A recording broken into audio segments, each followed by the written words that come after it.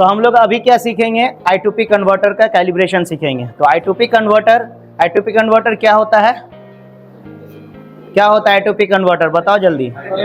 रुको, current to pneumatic converter क्या करता है, करंट टू न्यूमेटिक कन्वर्टर कैसे कंट्रोल करता है ये, बोलो नेक्स्ट, तुम बोलो। हाँ, तो 4 to 20 मिली एम्पियर के रिस्पेक्ट में क्या देता है हमको, 3 to 15 psi प्रेशर को कंट्रोल करके आउटपुट देता है। तो ये मेरा जो है I2P कन्वर्टर है, ठीक है। ये फॉक्सबोरो कंपनी का I2P कन्वर्टर है, ये रेगुलेटर है, ओके। तो I2P कन्वर्टर का क्या काम होता है वो बताओ। न्यूमेटिक सिग्नल में कन्वर्ट करता है। उसका इलेक्ट्रिकल इनपुट सिग्नल कितना होता है और output signal 3 to 15 psi, okay. I2P converter का सप्लाई प्रेशर कितना होता है, 20 psi, ओके। I2P कन्वर्टर में क्या क्या पार्ट्स होता है, I2P कन्वर्टर में मेरा क्या होता है, ये क्या है, इलेक्ट्रिकल कॉइल है, ठीक है, ये बेलो है, ठीक है, और ये आपका डिस्प्लेसमेंट बीम है, ठीक है। तो I2P कन्वर्टर को अगर हमको कैलिब्रेट करना है तो हमको 20 psi सप्लाई देना होगा। I2P कन्वर्टर को कैलिब्रेट करने के लिए 20 psi सप्लाई देने के लिए हमको क्या करना होगा, रेगुलेटर लगाना होगा।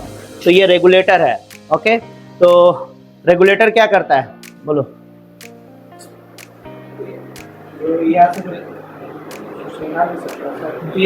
प्रेशर को कम करके देता है। PSI जो प्रेशर हम सेट करते हैं वो प्रेशर कंट्रोल करके देता है। ये जस्ट लाइक कैसे वर्क करता है, एक PCB के जैसा काम करता है, प्रेशर कंट्रोल वाल्व के जैसा काम करता है, ठीक है।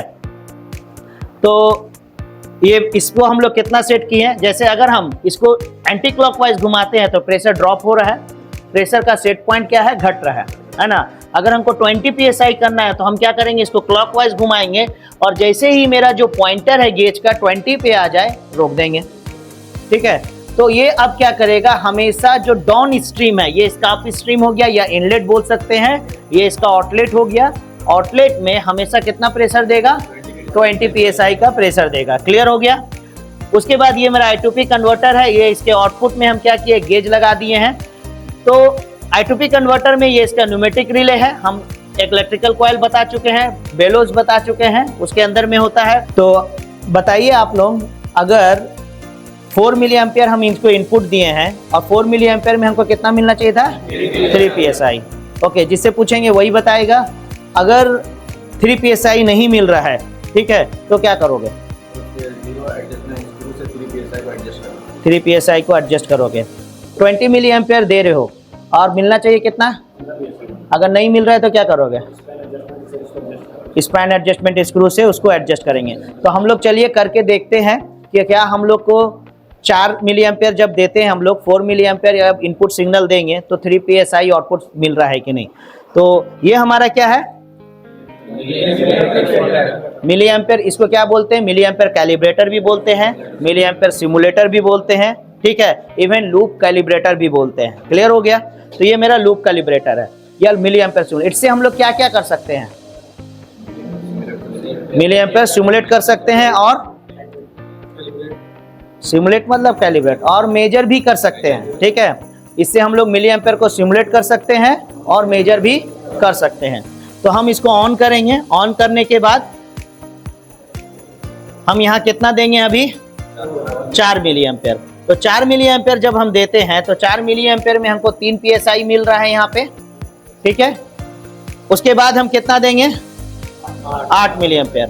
तो 8 मिली एम्पियर दिए, 6 psi हो गया, ठीक है। चूंकि गेट थोड़ा छोटा है, सही से पूरा डिवीजन नहीं है उसमें, तो हम लोग नहीं देख पा रहे हैं, है ना। पर ऑलमोस्ट हमको कितना मिल रहा है, 6 psi मिल रहा है, ठीक है। अभी कितना है, ये 0.5 से क्या है, ऊपर है, 12 में कितना है, 9 psi, ठीक है। 12 में हमको क्या मिलना चाहिए, 9 psi मिलना चाहिए, वो मिल रहा है। 16 में 12। तो अभी देखिए ये जो पॉइंटर है 15 psi से थोड़ा नीचे है, ठीक है। अभी हमको कितना मिलना चाहिए, 15। तो अब हमको क्या मिल रहा है, ऑलमोस्ट 15 psi मिल रहा है। क्लियर हो गया। अगर हम स्टेप डाउन करेंगे तो स्टेप डाउन में भी हमको उतना ही मिलेगा। 16 psi में अभी 12 हो गया, अभी 9 हो गया, ठीक है, 8 हो गया, अब 3 हो गया। तो ये जो सिग्नल है ये कौन से पोजिशनर को जाके कनेक्ट होगा? न्यूमेटिक पोजिशनर को। क्लियर हो गया। तो अगर इसमें 3 में एरर होता तो इसका 0 एडजस्टमेंट का स्क्रू यहाँ पर दिया हुआ है, आपको उससे एडजस्ट करना होगा। अगर 3 से ज़्यादा है तो आपको देखना होगा क्लॉकवाइज या एंटी क्लॉकवाइज में बढ़ता है या घटता है, उसी हिसाब से आपको एडजस्ट करना होगा। डिफरेंट ब्रांड में डिफरेंट आपको ऑप्शंस मिलेगा। हो सकता है इसमें स्क्रू यहाँ है, उसमें कहीं होगा। आपको देखना होगा कि कौन सा ब्रांड का कहाँ पे ऑप्शंस दिया है, या तो फिर आपको उसका इंस्ट्रक्शन मैनुअल पढ़ना होगा कि किस तरह से इसको एडजस्ट करना है। क्लियर हो गया। पार्ट्स बता चुके हैं तो आप लोगों को अब कैलिब्रेशन पता हो गया, ठीक है।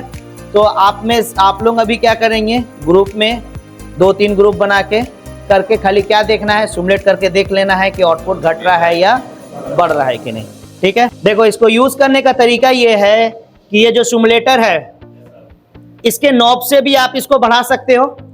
अगर इसको विदाउट पुश किए रोटेट करते हो तो मिली एम्पेयर स्लोली बढ़ेगा। अगर पुश करके रोटेट करते हो तो फास्ट थोड़ा बढ़ेगा, ठीक है। इसमें परसेंटेज का बटन दिया हुआ है, 25% लिखा हुआ है। अगर 25% का बटन दबाते हो तो अगर 4 है, 4 से डायरेक्ट 8 पे जाएगा, ठीक है, 8 सिमुलेट कर देगा। अगर फिर से प्रेस करते हो 25%, डायरेक्ट 12 पे चला जाएगा, ठीक है। फिर से प्रेस करते हो 16 पे चला जाएगा, फिर से प्रेस करते हो 20 पे चला जाएगा। अब प्रेस करेंगे तो कहां जाएगा? अब स्टेप डाउन करेगा। अभी स्टेप अप कर रहा था, अब स्टेप डाउन करेगा। 16, ठीक है, उसके बाद 12, ठीक है, 8, 4। अगर आप इसमें दूसरा एक बटन दिया है, दूसरा बटन से अगर आप दाबते हो तो इसमें दिया है 0 और 100, मतलब अभी 0 है यानी 4 मिली एम्पेयर है, 0% एंड 100%। दाबेंगे तो कहां जाएगा? डायरेक्ट 20 मिली एम्पेयर चला जाएगा। क्लियर हो गया। फिर दाबेंगे तो कहां चला आएगा? 4 मिली एम्पेयर। अभी इसमें जो है 2 चीज है, सोर्स है, एक मोड क्या है? सोर्स। हम लोग सोर्स यूज करेंगे। सिमुलेट दूसरा मोड है, सिमुलेट। सोर्स मोड जब इस तरह का कर रहे हो कि उस सर्किट में कोई वोल्टेज नहीं है तो आपको क्या यूज करना है? सोर्स यूज करना है, ठीक है। अगर उस सर्किट में वोल्टेज है तो सिमुलेट यूज करना है। क्लियर हो गया। और उसके बाद एक और मोड है इसमें, मेजर। अगर आपको मेजर करना है तो मेजर कर सकते हो। मिली एम्पेयर को नापना है तो आप इससे नाप भी सकते हो। क्लियर हो गया। तो सोर्स में हम लोग कर दिए हैं। आ जाओ 5-6 लोग आके कर लो इसको पहले।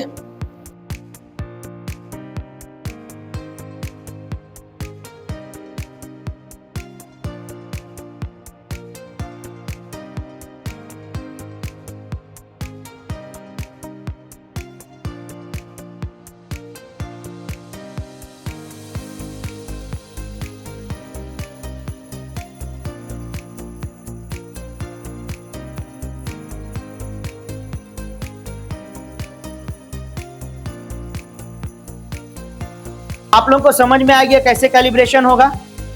फील्ड में जाके अगर आपको कैलिब्रेशन करने को मिले I2P कन्वर्टर या उसमें कोई प्रॉब्लम हो तो आप उसका ट्रबल शूट कर सकते हो। उसको कैलिब्रेशन करने का चांस मिले या उसे आपको करना पड़े तो आप इसको कर सकते हो कैलिब्रेशन। कोई डाउट है? नहीं है। तो अगर आपको हमारा ये वीडियो पसंद आया होगा तो इस वीडियो को शेयर कर दीजिए। अगर आप हमारे YouTube चैनल पर नए हैं तो जल्द से जल्द इसे सब्सक्राइब कर लें।